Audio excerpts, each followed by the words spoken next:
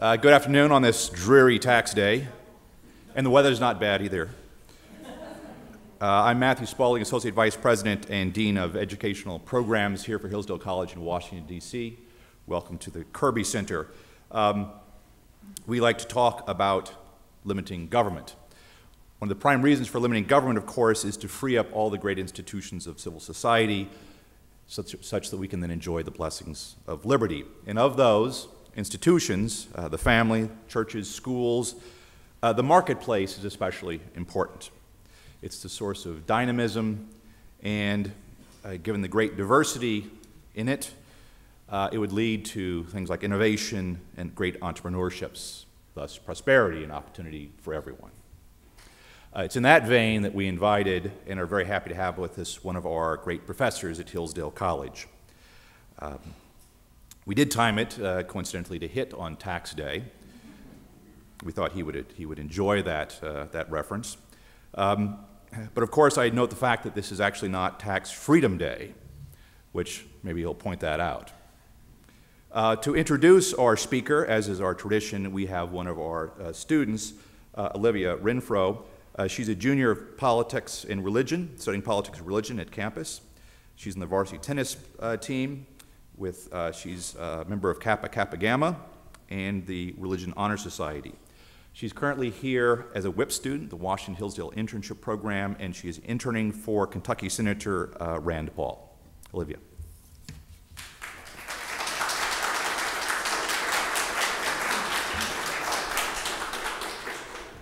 Good afternoon.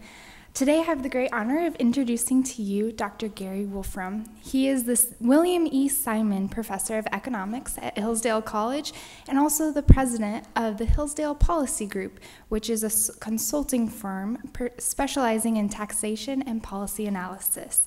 He received his PhD from University of California at Berkeley and is also a weekly columnist for the Detroit News, as well as an author of the Capitalist Manifesto. So please welcome me or join me in welcoming Dr. Gary Wolfram.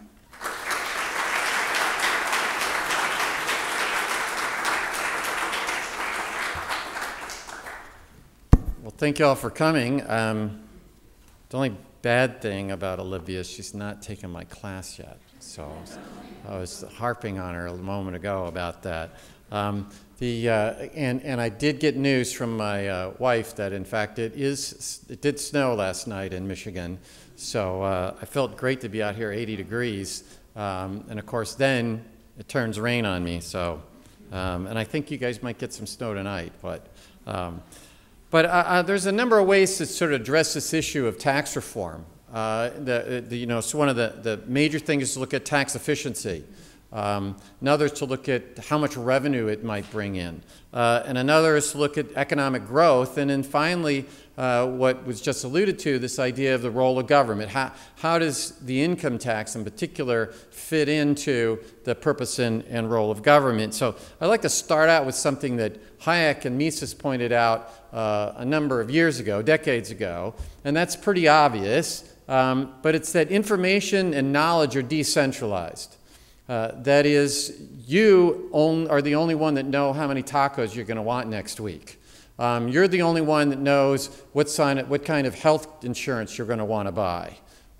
Unfortunately, some people don't know that. But nonetheless, why is it that centrally planned states fail? Why do they fail to create wealth for the masses? And they fail because they don't have a mechanism to deal with the fact that information and knowledge are decentralized.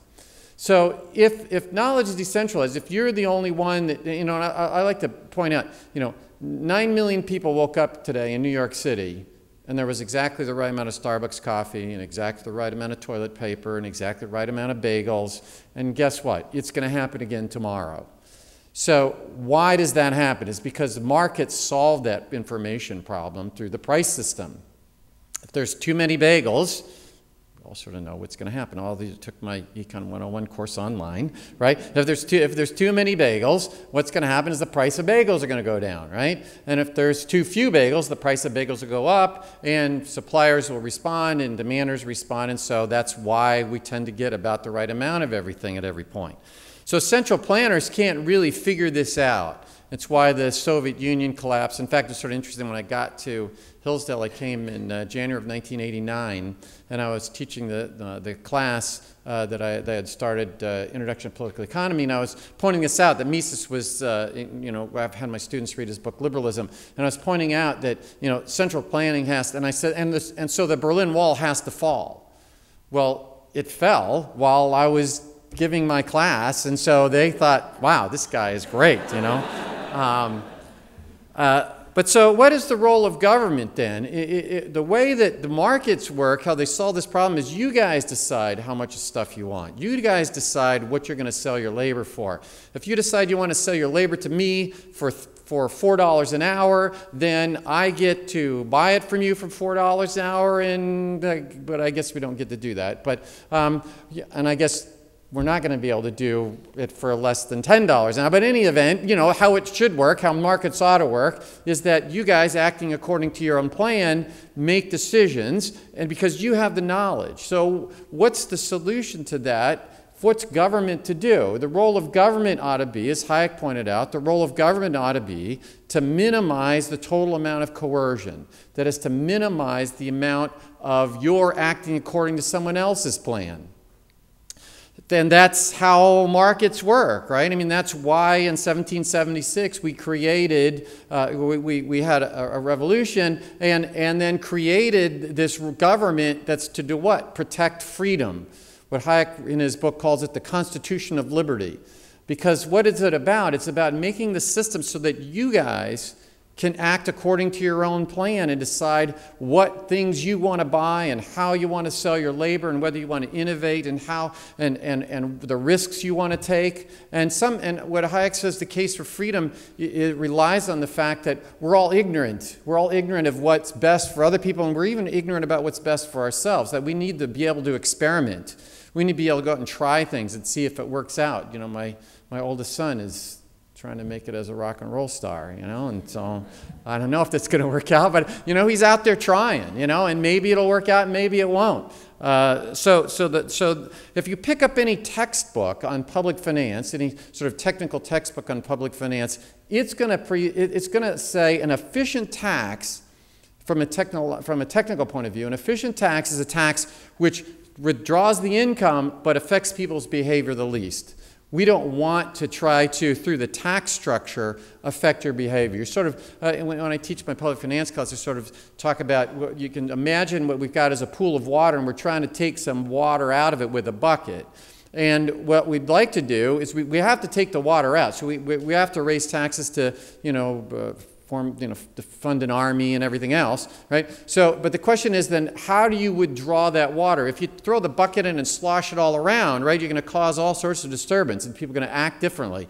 Whereas if you just sort of take it out very carefully, right, then you'll have withdrawn the water, but you won't have affected the pool of water. And so that's really what the technical aspect of when we talk about efficient taxation in economics, we talk about trying to we have an income effect that was going to reduce your income, but we try to reduce what's called the substitution effect. We try to limit the change in prices or the change in your behavior because you guys, acting according to your own plan, is the most efficient way to organize our resources. So if you think about that, then the high tax rates on things have the greatest effect on your behavior. So for example, if what I do is I tax your wage income. If I tax your wage income, what does that do? That alters your trade-off between your leisure and your working. If I have a very high tax rate, let's say your marginal tax rate was 100%, and I said, okay, I'm going to tax you at 100% for all the wages that you earn. Now, some of you might still go to work. I suspect that a lot of you wouldn't go to work, though. You'd say, you know what, I'm going to take some leisure instead. Although whenever I talk about retirement, my wife says to me, you should meet my wife, she says to me, you know what, Gary, people retire to your job. Which is sort of true, right? Where's Al Gore, all these guys, So, but in any event, yeah, I might still work at the college just because I like the place. But, on average, there's going to be a trade-off that says, if I'm going to tax your income, that's going to affect your behavior. And so what we'd like to do is have lower tax rates because it has less effect on your behavior. If I tax you at 2% marginal tax rate, then it's probably not going to affect your behavior as much as if I tax you at 40% or 50%.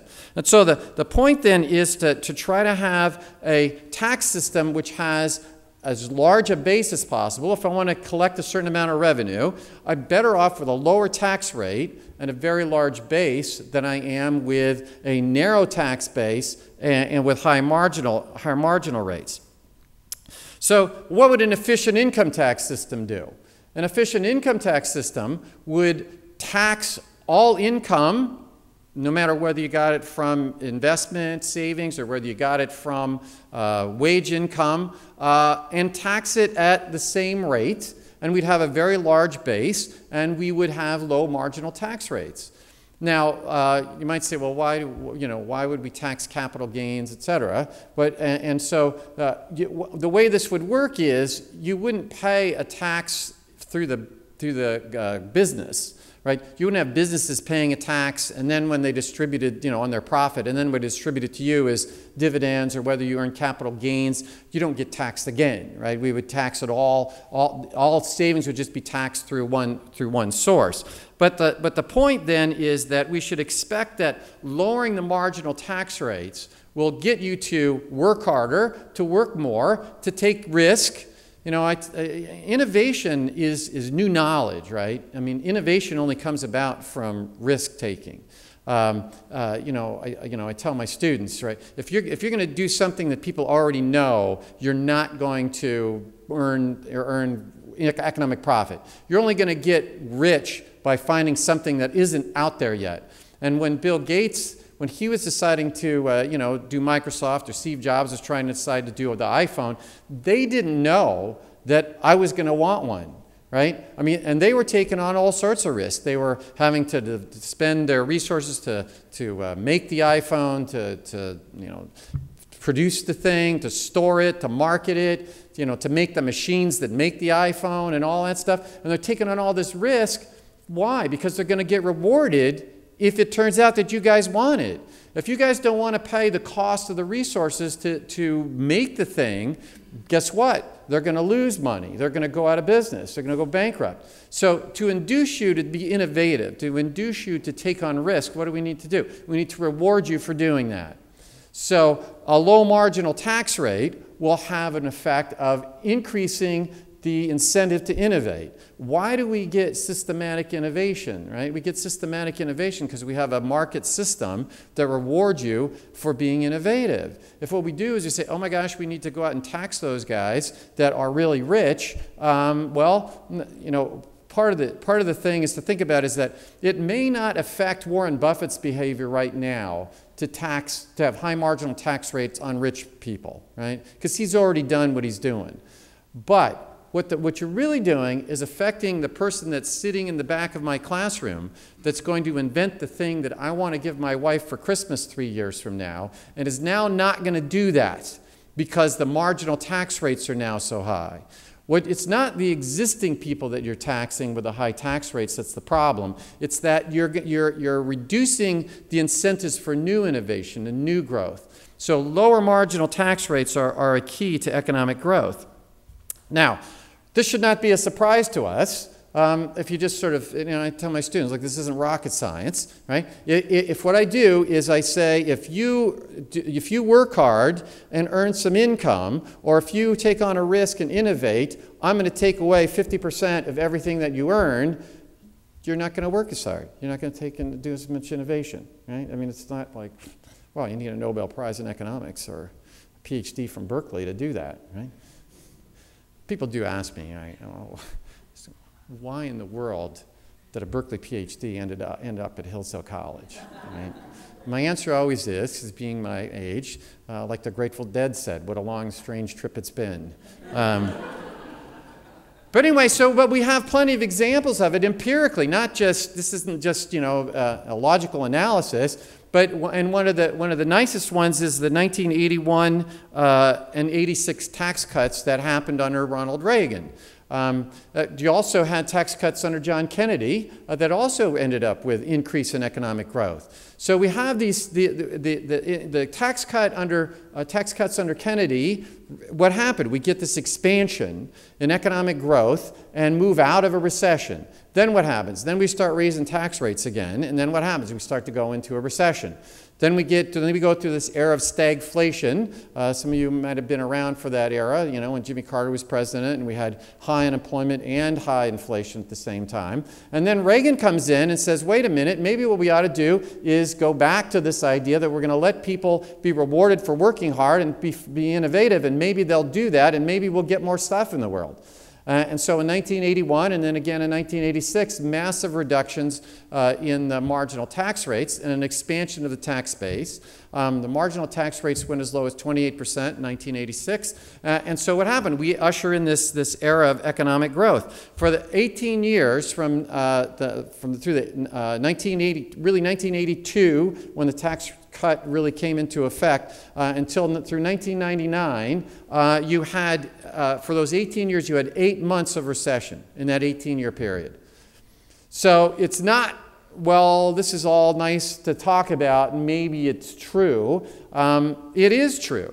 If when we cut taxes, we get large amounts of economic growth. And there are plenty of good papers on this topic. You have Steve Moore, who was at Heritage and then went to Cato and is now back at Heritage. And you have Dan Mitchell, who was at Heritage and then went to Cato. So I guess they just keep swapping around. But nonetheless, I mean, they both have done excellent work on this. Richard Vedder of Ohio University has done work on this. There's plenty of work out there at Cato's website, Heritage's website, that you can find analysis of what happens when you cut taxes, whether you cut taxes, marginal tax rates on income in general, or whether you cut the capital gains tax. All sorts of that research is out there. So now let's look back to this efficiency argument. If we want to get people to act according to their own plan, what should we be doing? We should be having a tax structure that is not used to get you to do things that you wouldn't otherwise do, right? I was talking to the political science people or politics people, and I always use the example of the central planner went to benevolent dictator school, right? Because if you have Plato's Republic, that's what they do, right? They go off to benevolent dictator school. But anyway, the idea is that if you go off to benevolent dictator school, and now you can say, oh, you know what, you guys aren't buying enough houses. And so what we're going to do is we're going to use the tax code to try to change your behavior, to get you to buy houses when you wouldn't otherwise do that. Or you guys aren't going to buy enough electric cars. If you don't buy, you'll buy too few electric cars, and so I'm going to entice you to buy electric cars by putting it into the tax code. So what happens is we start to use this tax code to get people to do what the central planner wants them to do rather than what they want to do. So the tax code is no longer used just to raise revenue. The tax code is used to affect your behavior, which is going back to this idea that somehow the central planner knows better than you whether you should buy this kind of health insurance, or whether you should buy this kind of car, or whether you should buy a house, or whatever ought to happen. So the effect of using that tax code is to change the rules of the game as well. If you sort of think about it, now once the tax code can be used for me to go out and get people to want to buy my stuff, right? All I need to do is go tell the central planner, oh, by the way, you really should buy electric cars. And I just happen to make electric cars. And so what will happen is, not only will the central planner start trying to use the tax code to get you to do what they want to do, but we will start to participate in the political process to convince the central planner that they should be doing the things that we want them to do as well. And so what you get is what Gordon Tullock in 1967 paper called rent seeking. That is, what you get is you get people going out and using up resources to get the government to do things that will give them an advantage. And so there's a couple things that are bad with that. I mean, one of is obviously that what happens is the tax code's being used to get you to do things that you wouldn't otherwise do, and you have the decentralized knowledge about what's the most efficient way for you to use your knowledge and your resources. But the second thing is that resources are just used up, not producing anything, but rather going around trying to get the government to do the things that you want them to do. And so, I mean, if we look at, for example, just look at sort of the unintended consequences that people don't think about of sugar quotas, for example. I mean, just use that in Michigan. If you're the congressman in Michigan from the Thumb, where they grow lots of sugar beets, right? You're going to say, "Oh wow, great idea, right? We're going to shift the supply of sugar to the left. We're going to make it so you can't import so much sugar." And then what will happen? Well, then Coca-Cola is going to say, "Oh, wait a minute, that's got sugar prices going up. We better get our lobbyists out there trying to get rid of the sugar quotas." And then Post Cereal's lobbyists will be in there trying to get the sugar quotas. And then ADM, who's got lots of corn, which in corn syrup's a substitute for sugar, they're going to want to come in and get the sugar. So now you got a ton of lobbyists all running around using up resources. To do what? To just use the tax code and to use government in general, but in particular to use the tax code to try to get done what they want to get done through using the governmental process. And so think of the 50-mile radius, or even think of a 10-mile radius of where we're standing right now. And think of how many people are employed full-time doing what? Trying to affect the government's use of resources and taking from your income or getting you to do something else. You have this huge system here that has come about simply to use the government to try to affect your behavior or to gain advantage. In 1850, I tell my students, look, special interest groups, they're going to run the system, right? It's got to. Why is that? Because in 1850, Bastiat said that once government engages in what he called legalized plunder, that is, the government either takes from you and gives to somebody else, or it's used to give you an advantage over somebody else. He says, once the government engages in legalized plunder, the plundered classes will attempt to engage in the making of the law. Now, he was talking, he says, by violent or other means. And they had two revolutions right prior to when he had written this in France. And he was a legislator in France. But his point is that once you set the rules of the game up, that the tax code can be used to affect people's behavior and to give you an advantage over one of your competitors, what's going to happen? You're going to go try to do it. And your competitors may try to defend themselves, or they may try to get the person to not do to get the congressman to not do what you wanted him to do, but rather do what they want him to do. And so you build this whole industry of using up resources what Tulloch calls rent seeking, and that's just a pure loss of society. People that could have been, sort of think of how many lobbyists could have been changing tires on cars or whatever. But nonetheless, they could have been producing some other service, dental implants or something, and they're not, right? I mean, they're just out there using these resources to try to advance where they can use the government. So notice that the higher the marginal tax rate, the greater the effect of getting a deduction is, and the more my incentive is to come in and get you as a congressman to get a law in or get a provision in that says people can deduct the use of my product, okay, or they can get a tax credit or something the use of my product. The higher the marginal tax rate, the greater that incentive is. Look at Michigan's tax code. Michigan has basically a 4% marginal tax rate. That's it. Right? It's a flat tax of 4%. Now, what happens then if you go to your state representative and you do all the lobbying that you can to get them to put in a deduction for buying your product on the Michigan income tax? Well, now it's going to be 96 cents to them instead of $1, right? So there's not a huge incentive for you to go out and spend a lot of money hiring a multi-client lobbyist to go in and get this change for you.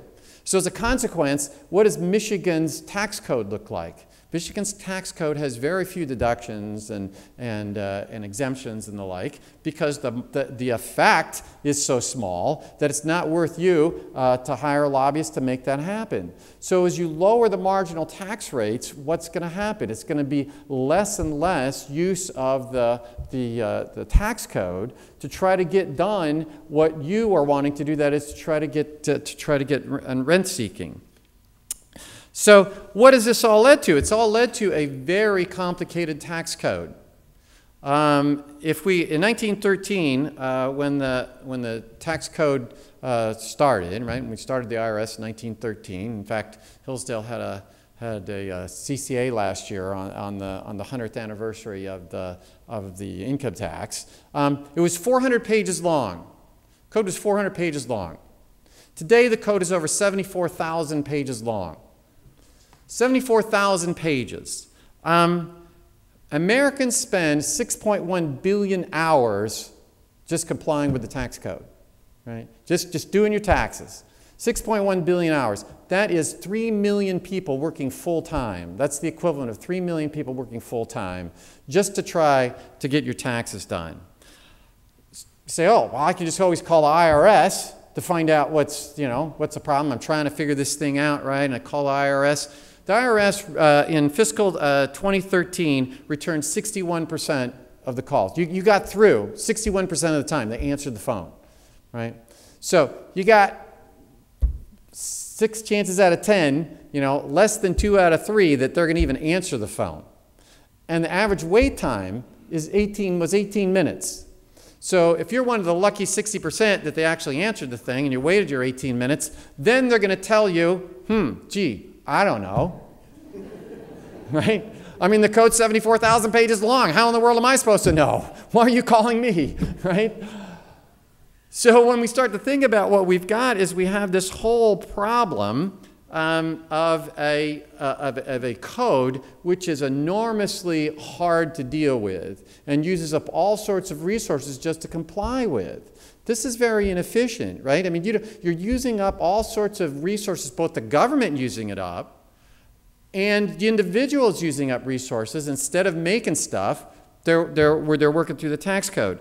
And in the last 10 years, we've had over 5,000 revisions to the code just in the last 10 years, right? So let me read you something from Madison's Federalist 62.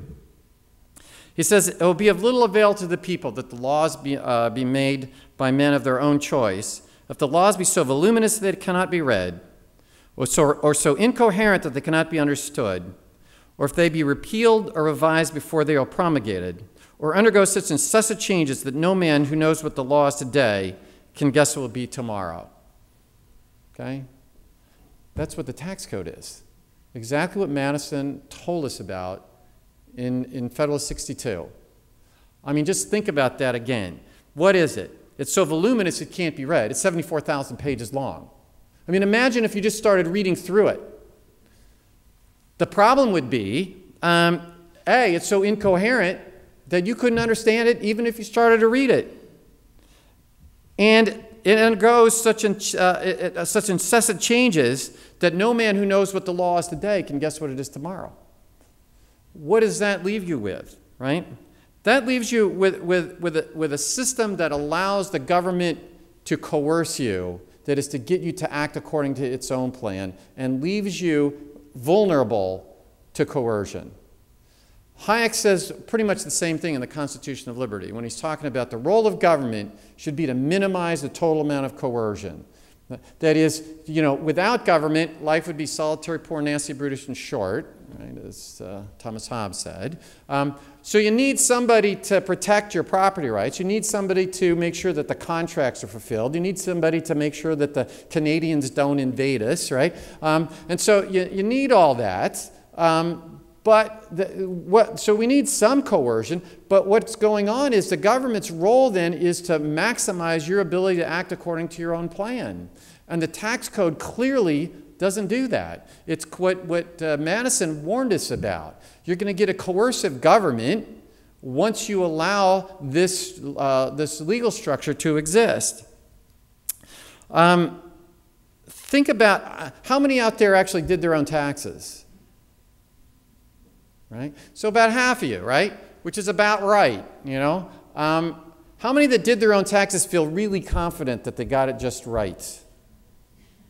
Okay, right? I mean, I use the little, H&R Block, thing, and I just hit sends, and then I'm hoping, wow, I hope that works out, right? Because I don't know, I don't know what some IRS agent's going to do if I ever get audited. Actually, I got audited twice. Both times it turns out that I was going to be out of the state. I was on leave from where I was teaching, and I said, I'm in the state of Washington. I'm not going to show up in Lansing to deal with you guys. And they said, yeah, that's okay. So I don't know. Maybe I'm just lucky. But yeah, I mean that's a problem, right? You don't know what the rules of the game are. You don't know what could happen. And there's another thing, is that an intrusion on your personal life. You sort of think about it. At a minimum, what the federal government knows is if you're married, what your wife's name is, how many kids you have, how much income you earned, who your employer was, what your investments were, when did you bought them, what did you sell them at, right? Do you own a home? Do you own a second house? Do you rent it to somebody? Who do you rent it to? How much rent do you charge them? Did you put a new refrigerator there last year? Right?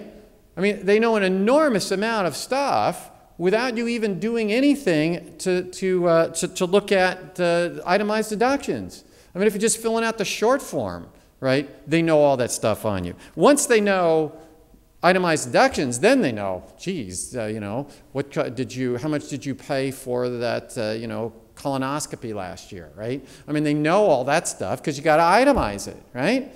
And so once you start itemizing, then they know even more about it.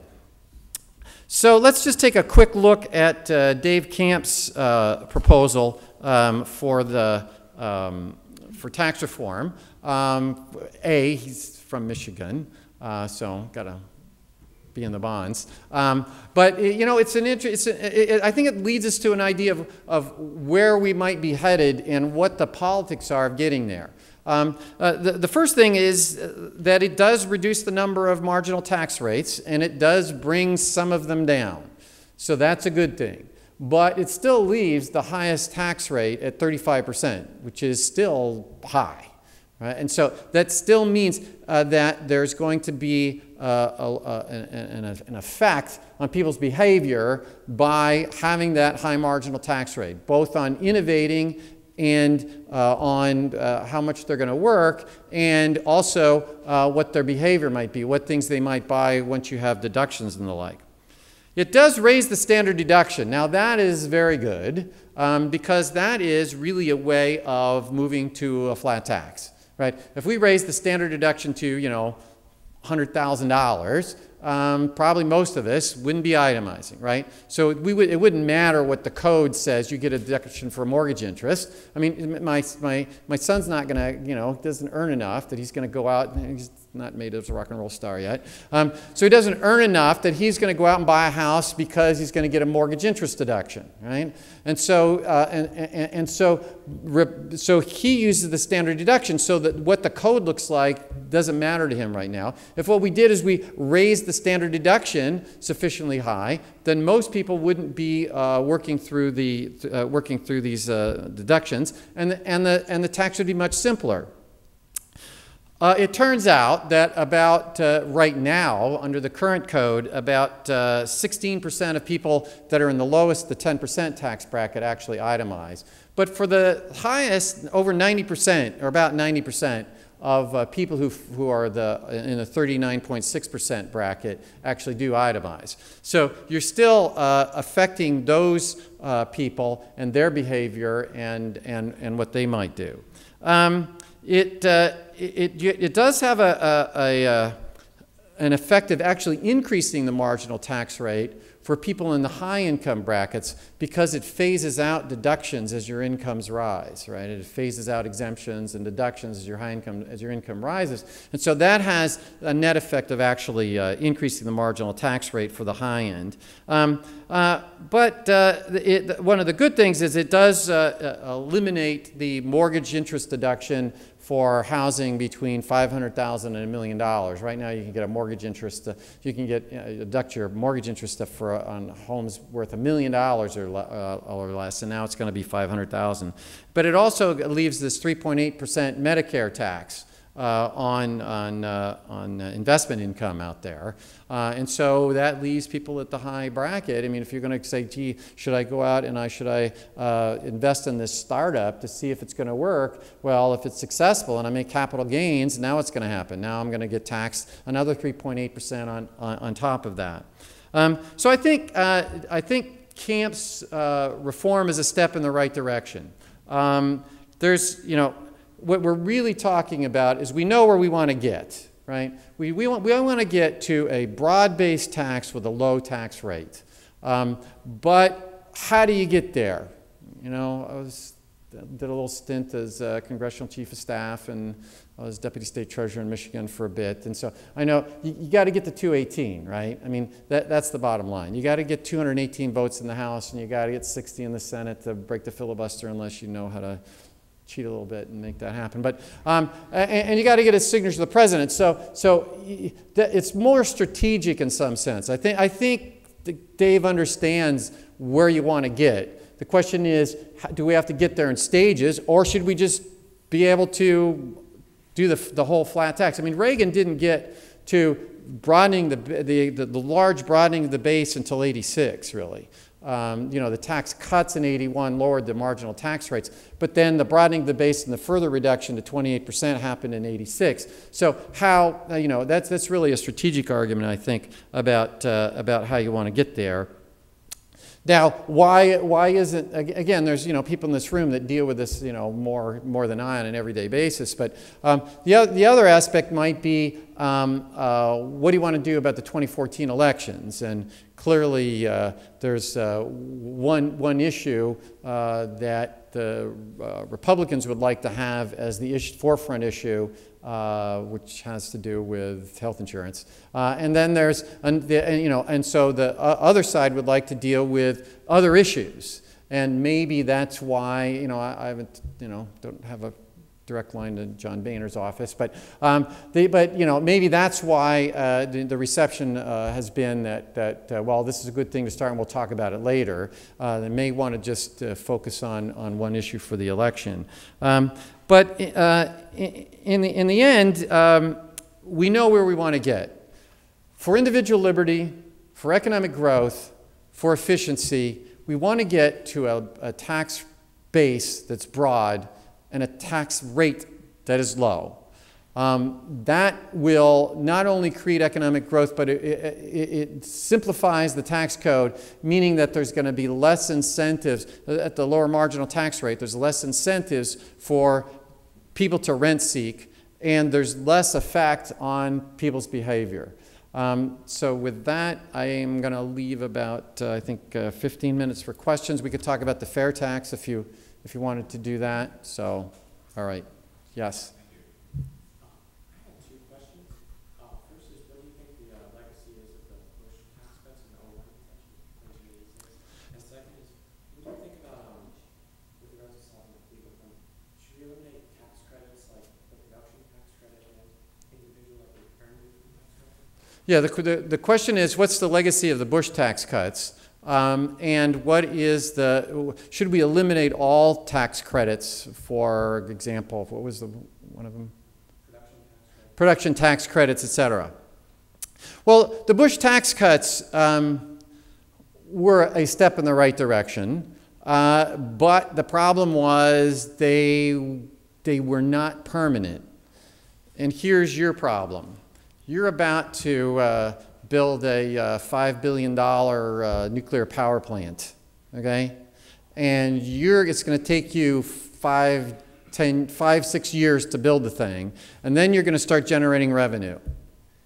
you don't know what the tax is going to look like 5 or 6 years from now, right?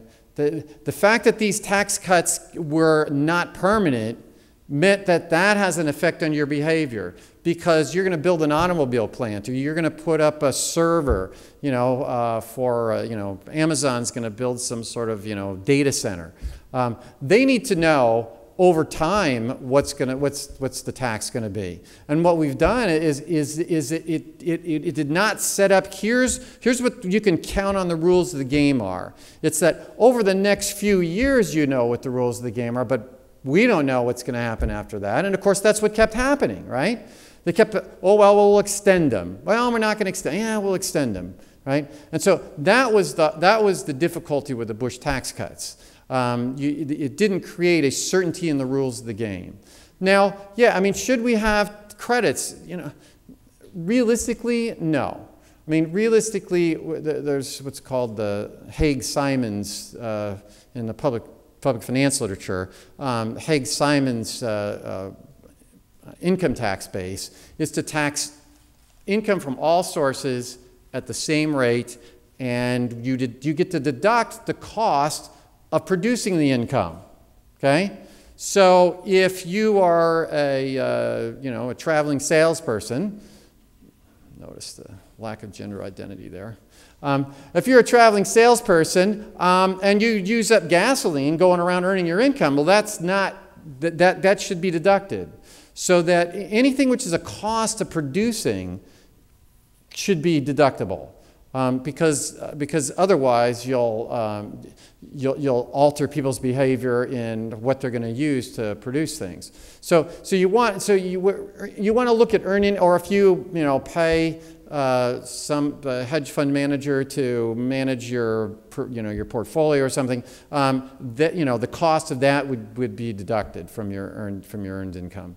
So yeah, but to say, oh yeah, we're going to give you a credit if you export to so and so, or if we're going to give you a credit if you if you do this, that, or the other thing, that's just trying to alter your behavior. So the real question is the deduction, or is it a deduction to make it so that it reduces, you're getting to subtract the cost of earning the income, or is it to alter your behavior?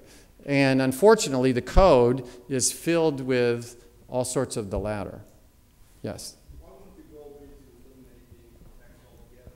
Well, why wouldn't the goal be to eliminate the income tax altogether? I mean, that's not a bad deal. I mean, the problem is you got to repeal the 16th Amendment to really do that. If you were to repeal it by statute, you'd still have an issue about whether you're going to have to replace at least some of the revenue one way or the other. So you're going to have some sort of alternative tax structure. Sort of the main one that people talk about is the fair tax, right? As basically a tax on retail sales. If you were to eliminate the income tax by repealing the 16th Amendment, then you could work something out that way. If you don't repeal the 16th Amendment, which you are likely to get, is both a renewed income tax and whatever tax structure you put in place before that. But I don't have a problem. It's a little too technical to show you, but it turns out there's a book called Flat Tax. Forget the other title of it, or the other part of the title, but it's about the flat tax. It was written in the early 1980s by Hall and Rabushka, Bob Hall's at Stanford. And what they pointed out was that it turns out that the flat tax, which was suggested by Steve Forbes and Dick Armey and those guys, where it has a business tax component, which is your sales minus what you bought from other firms minus your compensation to your wages. That's what the business part was. And the tax on individuals was the tax on your wages. It turns out that tax base is identical to a tax base on retail sales, on all retail sales. And it turns out it's also identical to what's called a consumption-based value-added tax. The economic base of them are the same. So because the average person hasn't, gone off and taken a class in public finance, they don't know that, right? So the debate about the fair tax and the flat tax and the value-added tax are really debates about how you administer the tax and how you collect the tax rather than the economic effect of the tax.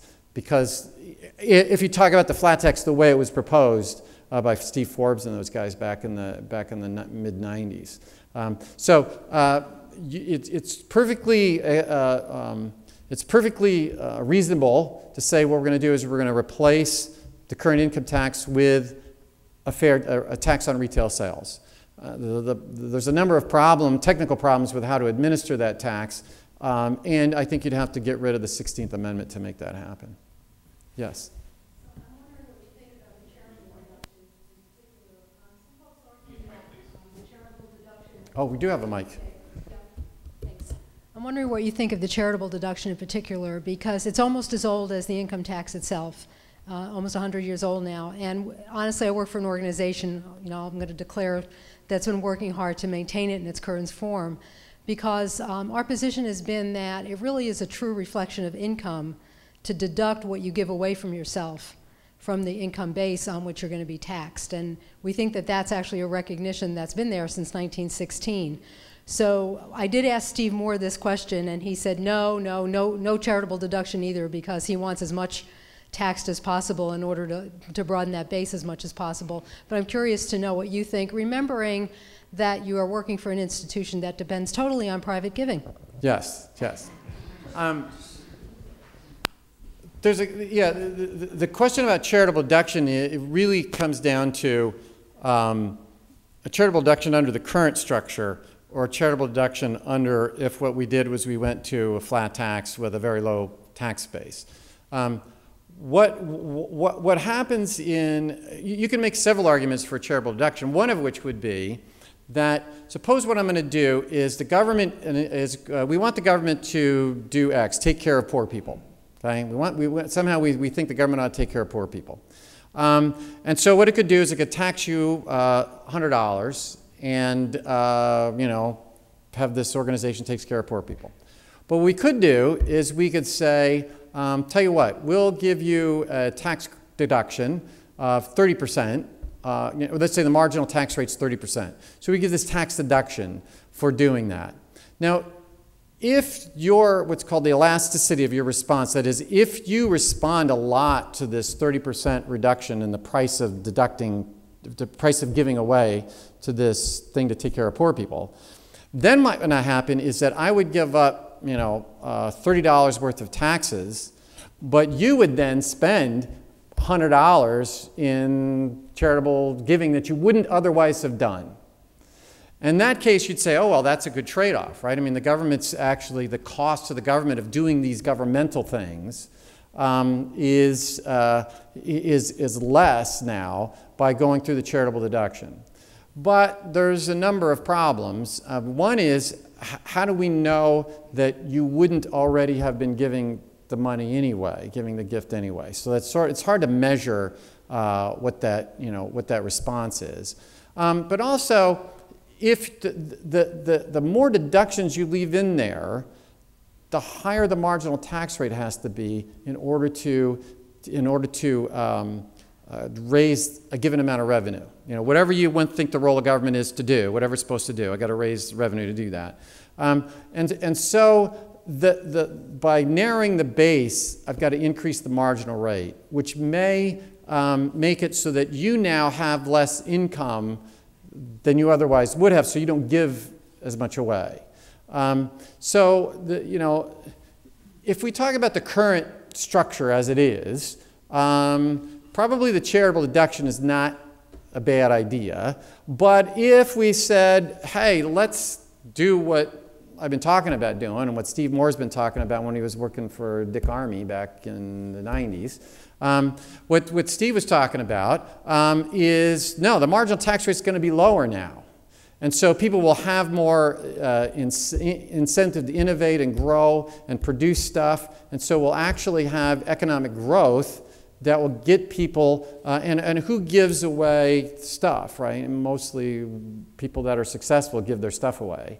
And so I think that and of course, one of the problems is that if the way the thing works now is, how can Hillsdale College be affected by the Internal Revenue Code, right? I mean, it can be coerced just because we have such a large system of IRS. They can't coerce us directly through, well, you took government money. But they could say to your donors, oh yeah, think of what they could do tomorrow. They could say, well, this is not an institution which meets the 501c3 standards any longer because it, does something, right? And so you're always at risk that the government can use that deduction to alter your behavior. Whereas if you just say, hey, you guys do whatever you want to do, the tax rates are going to be lower, the base is going to be larger, economic growth is going to be greater, and I would suspect that if you went to a truly broad base with a maximum tax rate of 20%, that Hillsdale College would probably do just as well as a marginal tax rate of 39.6%, and you get to deduct charitable deductions. And also, you wouldn't you wouldn't tax inheritances under this thing either, right? I mean, you wouldn't have an estate tax. So, yeah. Yes. I was wondering if there's any way of separating some variables. You mentioned in the early 80s there was big tax cuts and so forth, and then we had this huge era of economic prosperity, and very often, like Steve Moore, would attribute it that. What's the matter with this thing? Okay, now it's working. He would attribute that prosperity to the tax cuts, and so he pushes for tax cuts all the time. But at the same time, if you look at the percentage of GDP that in debt to GDP ratio, starting with that time, it looks like a hockey stick. So I mean, everybody was going into debt during exactly that period of time. So I'm curious as to whether the economists such as yourself have a way of teasing away those two variables to find out where the economic growth, what percentage came from tax cuts, if any, or what percentage came from the fact that Americans were going head over heels into debt at that time? Yeah, that's a good question. I mean, and of course, the academic literature does take account of these things. We run what's called multilinear regression analysis. We try to take account of all sorts of different things. But what also happened in that period was the economy grew by 78% between 1981 and 1999, whereas the government grew only by about 38%, I believe. So you had the economy growing faster than government during that period. Now, how much do you want to? If you sort of get into the larger question of how do you want to finance government, either through taxes or through debt, right? I mean, and that's another issue. That leads us down the road towards this balanced budget amendment that's been floating around for a very long time, at least since Buchanan and Wagner wrote a piece in 1977 called Democracy in Deficit, Legacy of Lord Keynes. But the bottom line is, part of the debt to GDP is a choice on how you're going to finance government spending. But what did happen was there was an increase in economic growth, which is much greater, more than double, what the increase in government spending was. And, again, yeah, I mean, there's, there's all these jokes about economists. But, yeah, you have a problem in that you don't have a controlled experiment in any of these things. But the logic would say that if I reduce the reward to you from working, if I reduce the reward to you from innovating, you are likely to work less and to innovate less. So if what I do is I lower the marginal tax rates, I should not be surprised to see an increase in economic growth because I've changed your incentives. And it's very hard, I think, for someone to argue that they want to see a deduction for mortgage interest and then tell me at the same time that increasing tax rates does not reduce work effort. Because why are you putting the deduction for mortgage interest in there? To get people to buy housing, right? Because we sort of want them to be homeowners, et cetera. So you're telling me right now, right there, that you think people respond to incentives in the tax code. You can't turn around and then tell me they're not going to respond on their work effort side or their savings and innovation side. So again, there's a lot of other things that went on, but what did happen was we got economic growth. The logic of it tells us that we should get economic growth. Now, how much of that growth was due to that? How much was due to Federal Reserve policy? How much it was due to world events? It's hard to sort that out. But the academic literature does that. I mean, stuff that Steve's done and Dan Mitchell at Heritage has done has tried to separate that effect out.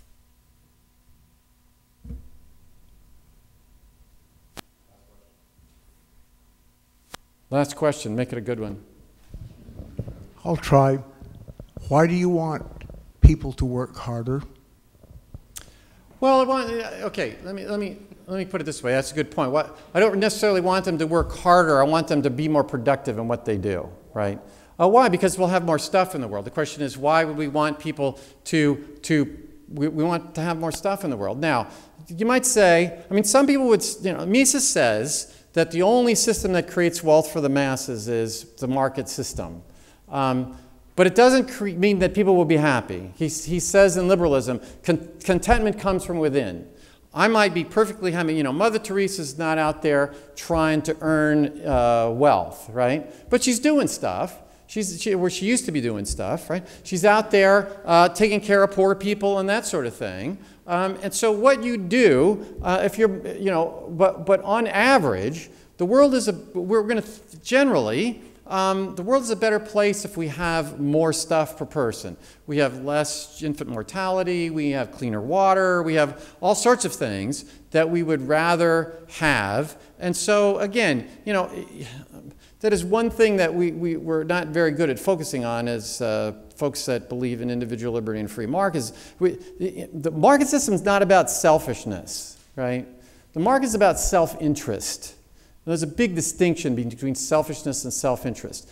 Markets are portrayed in the media as being selfishness. Wolf of Wall Street and, all those, what was the other one? Wall Street, yeah, Wall Street. You're portrayed as the people that are out there just they're just selfish. But that's not what markets are about. You acting according to your own plan, right? And if your plan is to go out and work at the Salvation Army and help people out, then you should be able to do that. And you decide what you're gonna, what value you get out of that. But nonetheless, if you said to somebody, where would you rather be poor? Would you rather be poor in North Korea, or would you rather be poor in Canada or the United States or New Zealand, right? Probably most people say, hey, I'd rather be poor in one of these market-based economies. And how do you make it so you create wealth for the masses, for the poor people? I mean, that's really what this is about. It's not about making the wealthy wealthier. It's about making so that the poor are wealthier.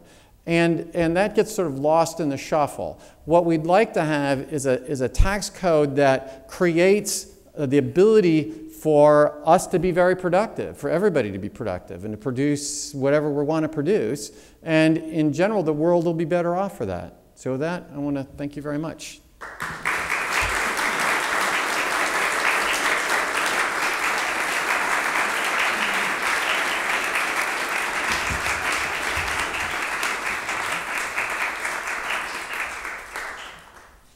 Thank you, Gary. I just wanted to clarify one thing, that his comments concerning the use of the tax code was not intended as a suggestion for the federal government as another way to go after Hillsdale College. We tend to favor policies that cause the federal government to keep their hands off our college. That's our position. I mentioned two events we have here coming up to put on your calendars. One is this coming Monday, April 21st, which happens to be Tax Freedom Day. You work all year up until that point at which you've paid, we've earned enough money as a country to pay our taxes. A reason to come celebrate. So Monday evening at 5 o'clock, we're going to have an evening reception with Jim DeMint, the new president of of Heritage Foundation, right across the street, along with Larry Arnn, Hillsdale College president, to talk about Jim DeMint's new book.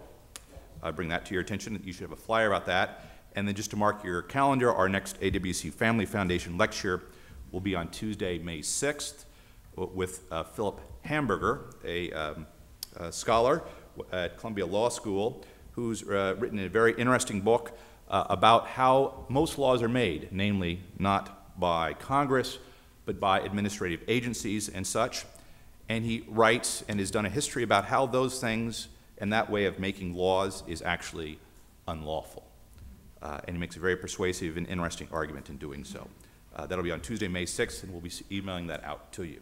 So with that, join me in thanking Gary Wolfram once again, and thank you for coming.